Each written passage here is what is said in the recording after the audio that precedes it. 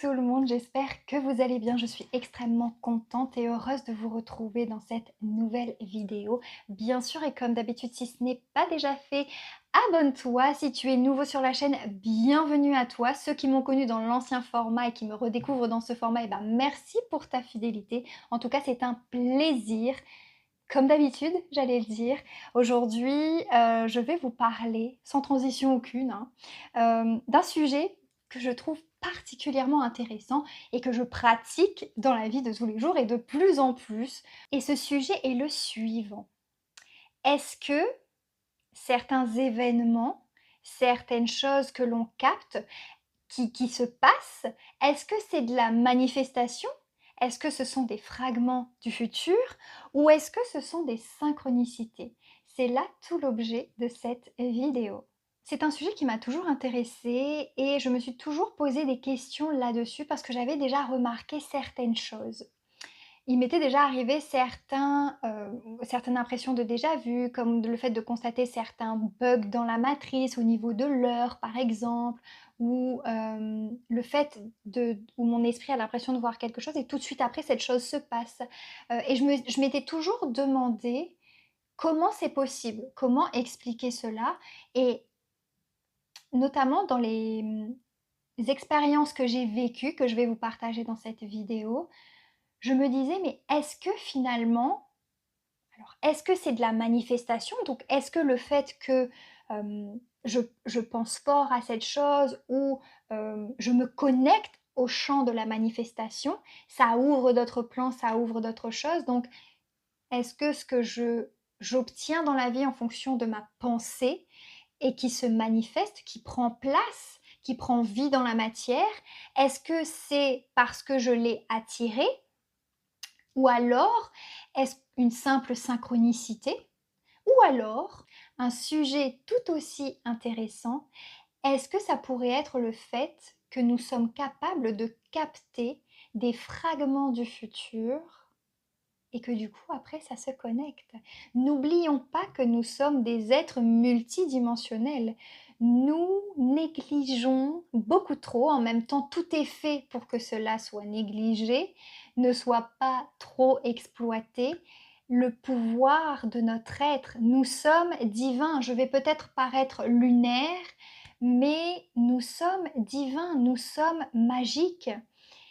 Et nous sommes capables de nous connecter à cette multidimensionnalité. Le fait qu'il y ait plusieurs dimensions, le fait qu'il y ait plusieurs lignes de temps qui se jouent en même temps, que finalement il n'y a pas de passé, il n'y a pas de futur, tout se rejoue constamment, tout s'aligne constamment. Savais-tu que chaque jour, tu as la possibilité, et tu le fais certainement, peut-être même sans le savoir, de te réaligner à une nouvelle ligne de temps. À chaque fois que tu pacifies une mémoire, à chaque fois que tu te connectes aux annales akashiques, à chaque fois que tu fais un soin énergétique, ton champ vibratoire change, donc ça t'amène sur la possibilité d'une nouvelle ligne de temps.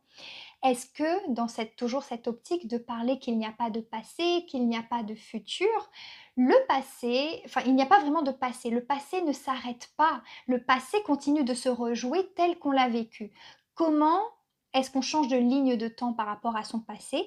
Ce n'est pas lorsque l'on vient couper ou on vient mettre un terme à ce passé ou on vient oublier ce passé, mais c'est quand par diverses pratiques on vient changer de regard sur ce passé.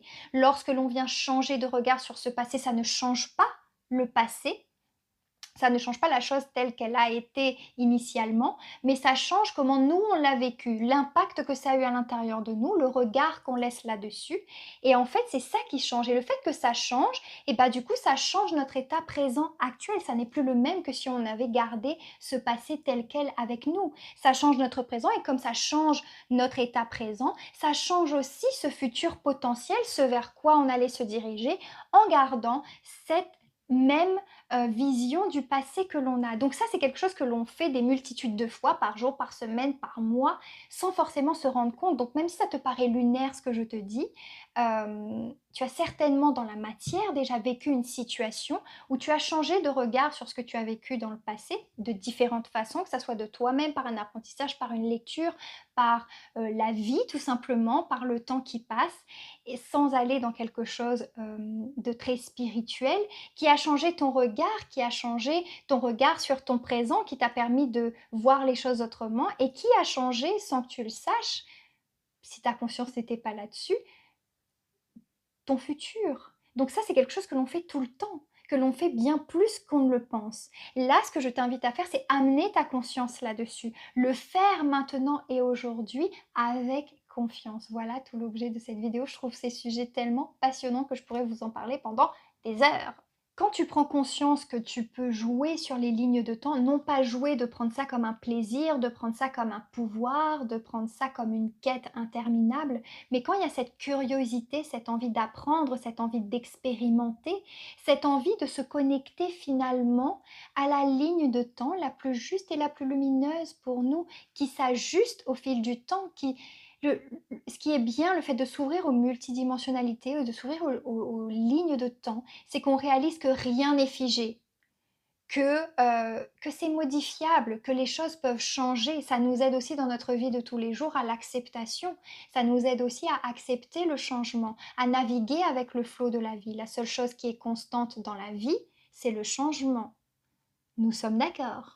Les lignes de temps viennent également nous rappeler que notre passé, nos blessures, nos croyances, nos conditionnements, ce avec quoi on est arrivé, ne nous définit pas. Les lignes de temps et la multidimensionnalité nous rappellent à quel point nous avons des capacités, à quel point nous sommes tellement plus que ce que l'on croit, à quel point il y a des choses qui nous dépassent. Donc à partir d'aujourd'hui dans ta vie, vois à quel point tu peux changer tes lignes de temps. Au plus tu te libères, au plus tu t'allèges, au plus tu écoutes l'appel de ton âme à pacifier certaines blessures, certaines lourdeurs, certains blocages. Vois comment tu te donnes l'opportunité de changer tes lignes de temps à chaque fois. Le plus marquant, c'est lorsque tu fais une guidance. Lorsque tu fais une guidance, ça te connecte à une ligne de temps avec les émotions que tu as actuellement, avec ce que tu as déjà conscientisé ou non du passé, avec ce que tu fais actuellement et vers le futur potentiel vers lequel tu te diriges. J'ai déjà fait une vidéo là-dessus, je t'inviterai à aller la regarder sur guidance vs voyance. Ne pas prendre ça comme quelque chose étant figé, ne pas te dire ah ok bon bah c'est comme ça, bon bah d'accord et puis moi j'attends, je laisse faire. Quand tu fais une guidance, ça te permet de te connecter à la ligne de temps là sur laquelle tu es actuellement au moment où tu fais la vidéo. Mais peut-être que demain, après-demain, juste après cette guidance, ta ligne de temps aura changé parce qu'il y a des choses qui se sont réveillées à l'intérieur de toi et que tu vas prendre des décisions qui vont t'aligner à une autre ligne de temps. Donc lorsque tu fais une guidance, vois ce qui te parle, vois ce qui résonne avec toi. Ça te permet de voir le chemin déjà parcouru. Ça te permet de voir quel est ton positionnement actuel et ça te permet de voir avec cette énergie actuelle vers quoi tu te diriges, quel est ce futur potentiel. Et si ça ne te plaît pas et que tu veux apporter des modifications, c'est là où c'est intéressant parce que ça te permet de jauger un peu où est-ce que tu es. Moi, je m'en sers justement pour ça, pour savoir où est-ce que j'en suis par rapport à ce que j'ai conscientisé. Et ce vers quoi je me dirige, les potentialités qui s'ouvrent. Si ça me va, ok, bah je continue à mettre de l'énergie dans cette ligne de temps-là, bien qu'elle est amenée à changer, je suis ouverte à ça aussi. Le but n'est pas, une fois qu'on sent qu'on est aligné à sa ligne de temps, de dire non, non, je veux pas du tout qu'elle change. Vous voyez, cette ouverture au changement. Parce que oui, ça peut changer, mais ça peut changer pour encore mieux, pour votre plus grand bien. Même si vous êtes déjà sur une ligne de temps qui est alignée, qui se passe bien pour vous, peut-être qu'il y a quelque chose de mieux et il faut se permettre d'être ouvert et d'être disponible à ça aussi. Le tout est de ne jamais se cloisonner dans quelque chose, de permettre toujours à la vie et à l'univers d'être en énergie de co-création avec nous et de ne pas être dans cette énergie d'attente et de contrôle.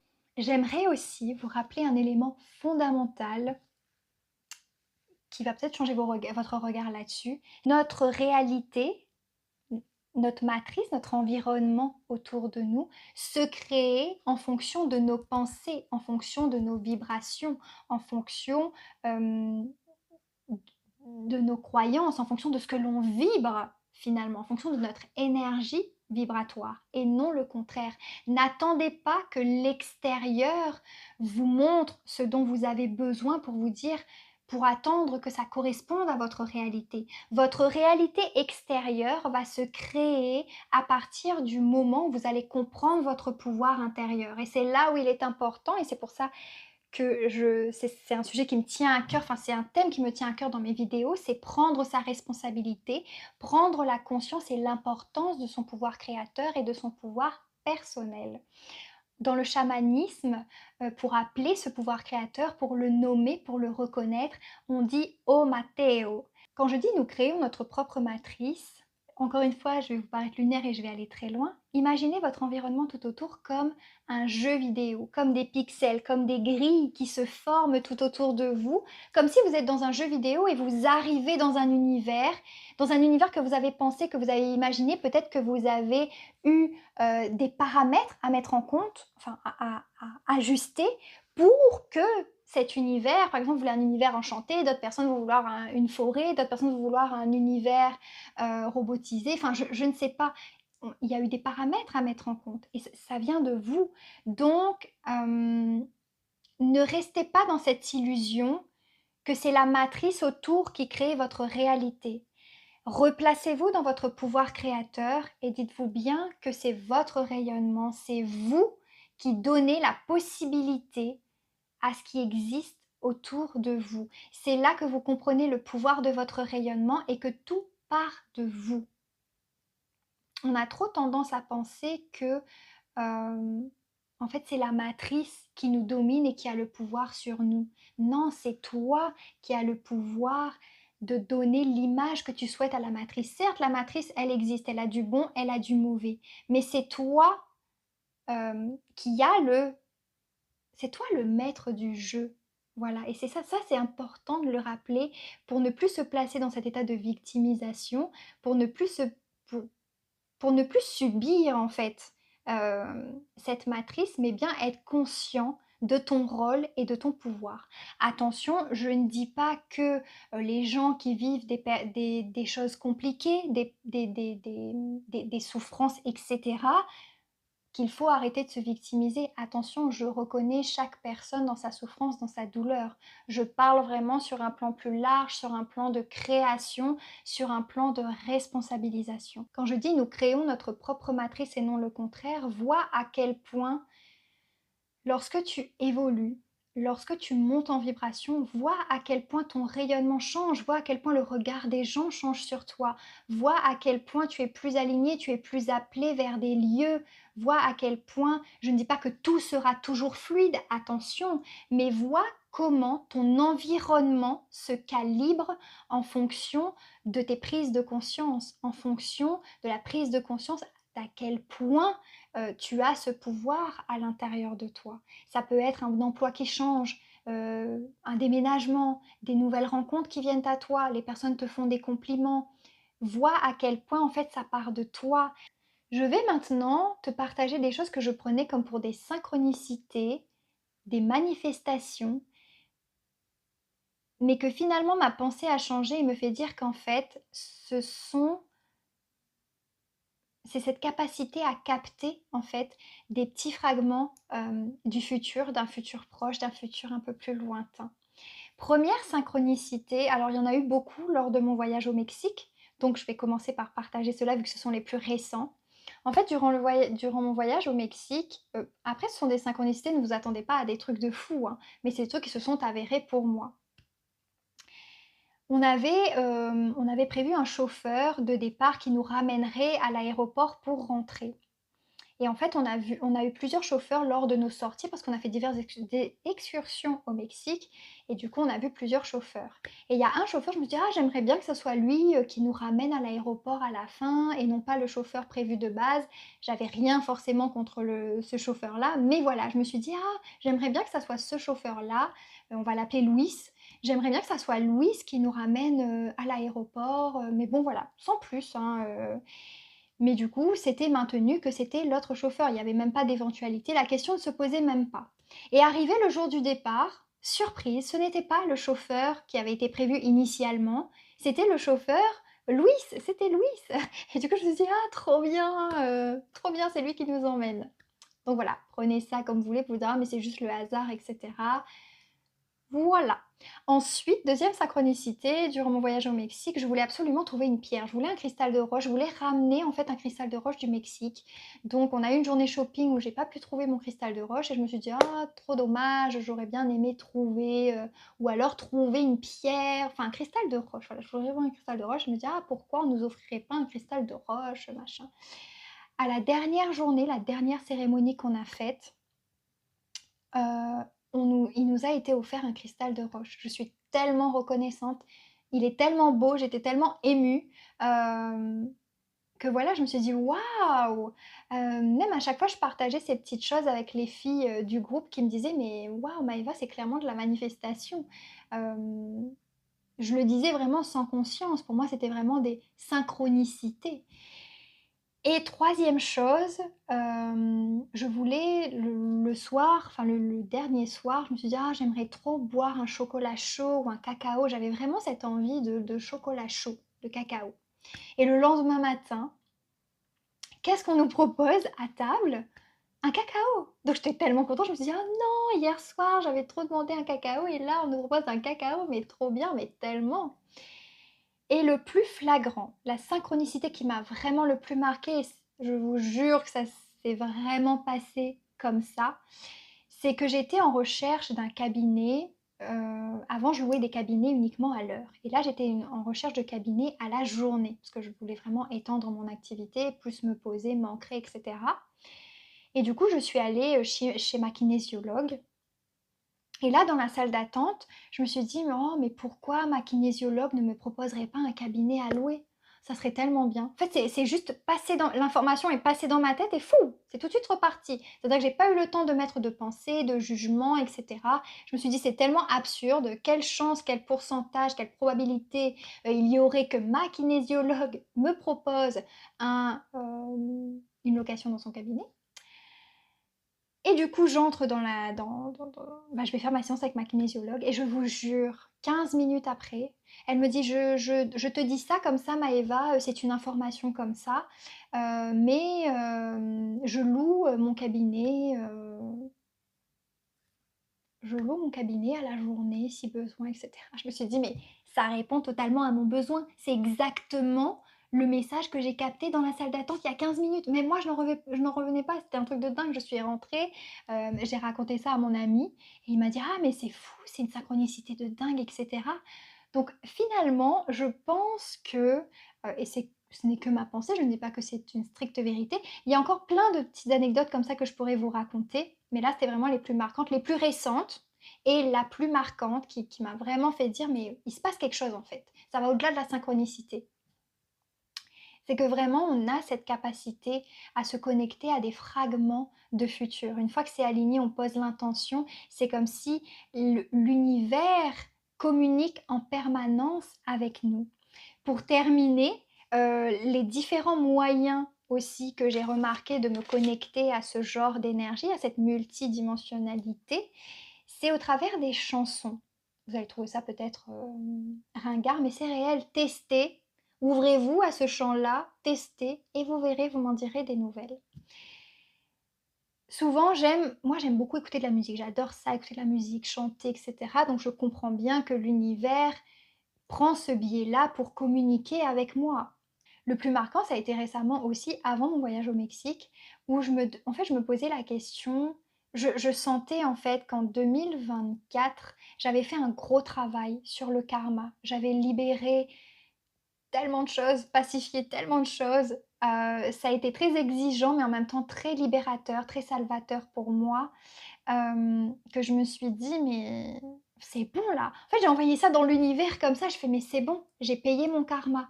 J'aime bien me parler à moi, à moi-même, très souvent. Donc voilà, en même temps, dans les vidéos, vous apprenez des choses sur moi et j'avais envoyé ça comme ça: «Mais c'est bon, j'ai payé mon karma, j'ai payé mes dettes». Mais j'ai dit ça pour rigoler, mais c'est comme si dans mon champ intérieur, je sentais qu'il y avait plus de gros karma, de gros blocages vraiment, il y a un travail, il y a un chemin qui a été fait, OK?